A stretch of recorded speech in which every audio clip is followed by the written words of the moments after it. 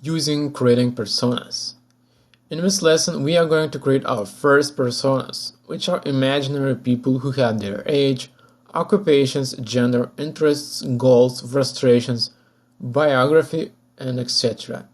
Even so, they are created based on real data and research around a problem domain or a focused target. But why do we need to create a personas?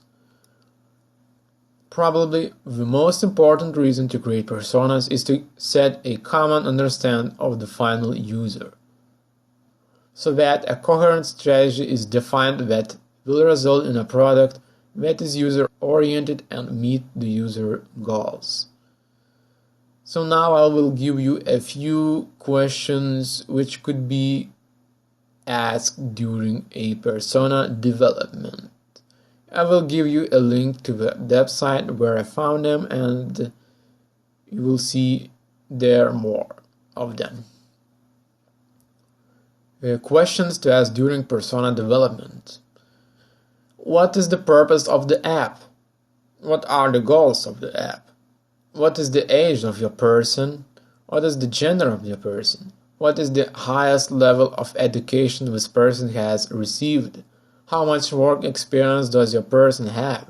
What is your person's professional background? Why will they download the app?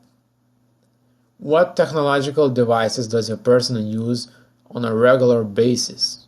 What software and/or applications does your person use on a regular basis? Throughout what technological device does your user primarily access the web for information? How much time does your person spend using iOS apps in general?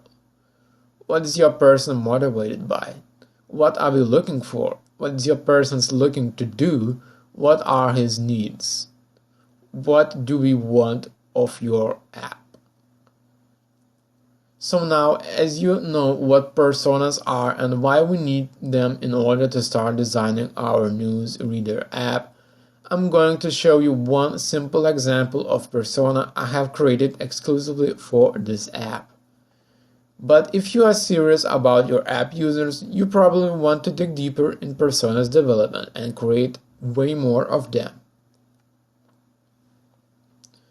So I created one person which has a fictional name, and his name is Rob Perkins. Job title is lawyer. I add a photo which looks like 25 years old man, probably. Demographics, it's a man, it's 25 years old, he's single, and he has a master's degree in law. Top 3 features he wants in an app: have an option to sort information for his needs, simple navigation, have an option to like and/or share posts. Technology. He's absolutely comfortable using his computer and his smartphone. He uses iPhone 6 Plus at the moment. Most of the times he uses pretty slow Wi-Fi internet connection. Most of the times Rob is using his smartphone while waiting for something or has some free time to spend. And frustrations with mobile apps. Too much text on the screen. So we need to keep that in mind for our newsreader app. Uncomfortable navigation.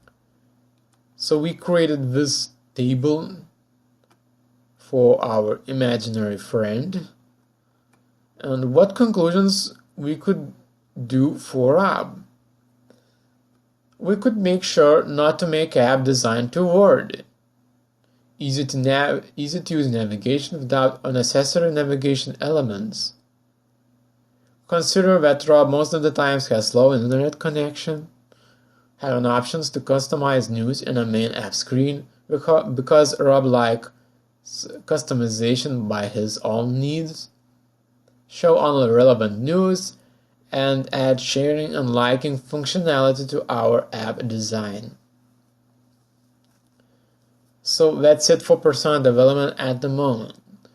You can see that by creating these fictional characters or people, we get an ability to see what kind of features our app should have included and what design approaches we should take when we will design our news reader app. In the next lesson, I'm going to give you an assignment, and I hope I will see you there.